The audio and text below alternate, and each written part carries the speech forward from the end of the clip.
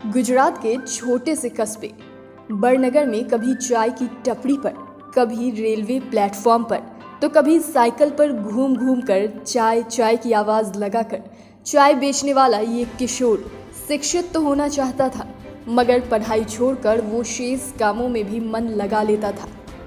वही किशोर एक दिन सारे धुरंधरों को पीछे छोड़कर देश के सबसे पावरफुल पद पर काबिज हो जाता है। एक सामान्य युवक नरेंद्र से भारत का प्रधानमंत्री नरेंद्र मोदी बन जाता है। आज देश की इस महान शख्सियत की 71वीं सालगिरह मना रहा है। आखिर चाय की टपरी पर देश के सबसे ऊंची कुर्सी पर कैसे विराजमान हो सकता है? आइए जानते हैं प्रधानमंत्री नरेंद्र दामोदर दास मोदी के जीवन की तिलस्मी कथा। जिद, जुनून और जज्बा हो तो इंसान अपने हाथ में खिंची भाग्य की रेखा को भी बदल सकता है। रेलवे प्लेटफॉर्म पर भाग भाग कर यात्रियों को चाय बेचने वाला अपने इसी नेचर से एक दिन विश्व के सबसे बड़े लोकतांत्रिक देश भारत का सर्वोच्च पद हासिल करता है। वाकई नरेंद्र मोदी ने अपने हाथों पर भाग्य की रेखा खुद लिखकर दिखा दिया कि कोशिश करने से सब कुछ हासिल हो सकता है। वडनगर के रेलवे स्टेशन पर चाय बेचने वाले दामोदर दास मोदी की 6 संतानें थीं। इनमें से तीसरे नंबर पे थे दामोदर दास मोदी। इनमें तीसरे नंबर पर थे नरेंद्र दामोदर मोदी। इनका जन्म 17 सितंबर 1950 को हुआ था। आर्थिक रूप से बहुत कमज़ोर मोदी परिवार का मुश्किल से गुजारा होता था। सारे भाई पिता की मदद कर व्यवसाय बढ़ाने की कोशिश करते थे और साथ ही स्कूल भी जाते थे। जहाँ तक नरेंद्र की बात है तो उसे शिक्षा हासिल करने का शौक था, मगर खेलकूद, एक्टिंग, डिबेट इत्यादि में अव्वल रहता था। पढ़ाई में मुश्किल से मन लग पाता था। भागवताचार्य नारायणा स्कूल की छुट्टी की घंटी बजते ही नरेंद्र भागकर टपरी पर पहुंच जाता था ताकि जल्दी पहुंचकर ज़्यादा ग्राहक पकड़ सके और पिता की आय में वृद्धि हो सके। पैसों के कारण सैनिक स्कूल में दाखिला नहीं पाने का दुख। 8 सदस्यों की ये मोदी परिवार के छोटे से घर में गुजर करता था। व्यवसाय के लिए इधर उधर हाथ मारने के साथ नरेंद्र जीवन में कुछ अलग करना चाहते थे। कभी व्यवसायी बनने का ख्वाब देखने तो कभी भारतीय सेना में शामिल होकर देश के दुश्मनों के छक्के छुड़ाने वाले सपने बुनते थे। वो जामनगर के करीब स्थित सैनिक स्कूल में शिक्षा हासिल करना चाहते थे ताकि सेना में जाने के रास्ते खुल जाएं। लेकिन जब सैनिक स्कूल की फीस सुनी तो सारा जोश पानी पानी हो गया। हालांकि उन्हें दुख था कि महज पैसों के कारण वो सैनिक स्कूल में दाखिला नहीं ले सके।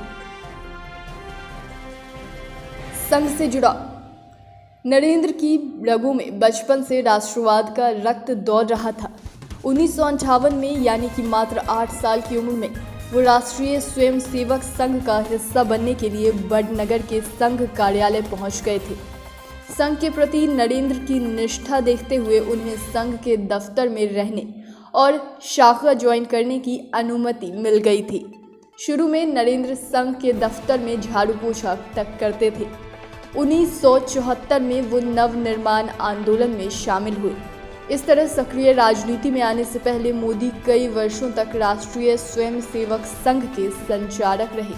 1980 के दशक में वो गुजरात बीजेपी इकाई में शामिल हुए। गुजरात का सीएम बनना। 1988-1989 में बीजेपी की गुजरात इकाई में महासचिव बनाए गए। 1990 में सोमनाथ अयोध्या रथ यात्रा के आयोजन में नरेंद्र मोदी ने अहम भूमिका निभाई। इसके बाद वो पार्टी की ओर से कई राज्य के प्रभारी बनाए गए। 1998 में उन्हें महासचिव बनाया गया। 2001 में मोदी को गुजरात की कमान सौंपी गई, लेकिन सत्ता संभालने के 5 माह बाद ही गोधरा कांड हुआ, जिसमें कई हिंदू कारसेवक मारे गए। फरवरी 2002 में गुजरात में मुसलमानों के खिलाफ दंगे में सैकड़ों जानें गई। तत्कालीन प्रधानमंत्री अटल बिहारी वाजपेयी ने गुजरात का दौरा किया। उन्होंने मोदी को राजधर्म निभाने की सलाह दी। हालत इतना बिगड़ा कि उन्हें मुख्यमंत्री पद से हटाने की बात होने लगी, लेकिन तत्कालीन उप प्रधानमंत्री लालकृष्ण आडवाणी ने मोदी को मुख्यमंत्री बने रहने का अभय प्रदान किया। हालांकि मोदी के खिलाफ दंगों से संबंधित कोई आरोप किसी कोर्ट में सिद्ध नहीं हुए। दिसंबर 2002 में विधानसभा चुनाव में पीएम मोदी ने जीत दर्ज की और 2007 के बाद 2012 के चुनाव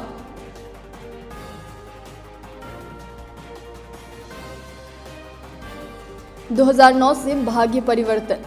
2009 के लोकसभा चुनाव एलके आडवाणी के नेतृत्व में लड़ा गया। यूपीए से हारने के बाद आडवाणी का प्रभाव कम हुआ तो विकल्प की कतार में नितिन गडकरी, राजनाथ सिंह, सुषमा स्वराज और अरुण जेटली खड़े हो गए। गुजरात में 2 विधानसभा चुनाव जीतने से मोदी का कद काफी बढ़ गया था। 2012 में लगातार तीसरी बार विधानसभा चुनाव जीतने के बाद मार्च 2013 में मोदी को बीजेपी संसदीय बोर्ड से जोड़ा गया। उन्हें सेंट्रल इलेक्शन कैंपेन की कमेटी का चेयरमैन नियुक्त किया गया। पार्टी का साफ संकेत था कि अगला लोकसभा चुनाव मोदी के दम पर लड़ा जाएगा और यही हुआ। फिर शुरू हुआ मोदी युग। 2014 में नरेंद्र मोदी के चेहरे पर बीजेपी ने चुनाव लड़ा।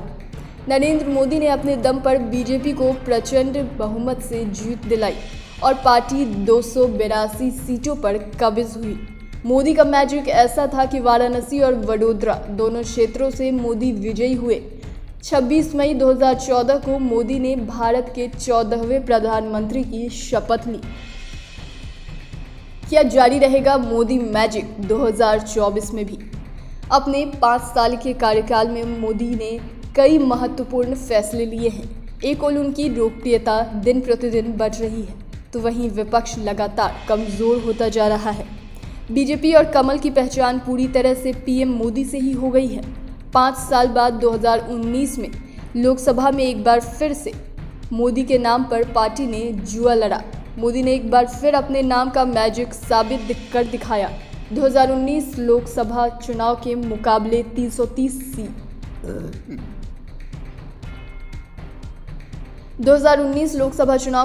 330 सीटों पर दर्ज की गई।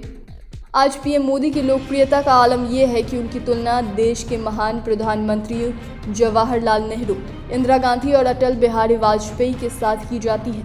अभी भी देश में मोदी मैजिक बरकरार है, क्योंकि आज भी 2024 के लोकसभा चुनाव के जो सर्वे रिपोर्ट आ रही है उसके अनुसार एक बार फिर बीजेपी को मोदी भारत में सत्ता दिला सकते हैं। खैर, ये तो आकलन की बात है, सच तो भविष्य के गर्भ में छिपा है। लेकिन मोदी जी को उनके 71वीं सालगिरह की बधाई तो बनती है।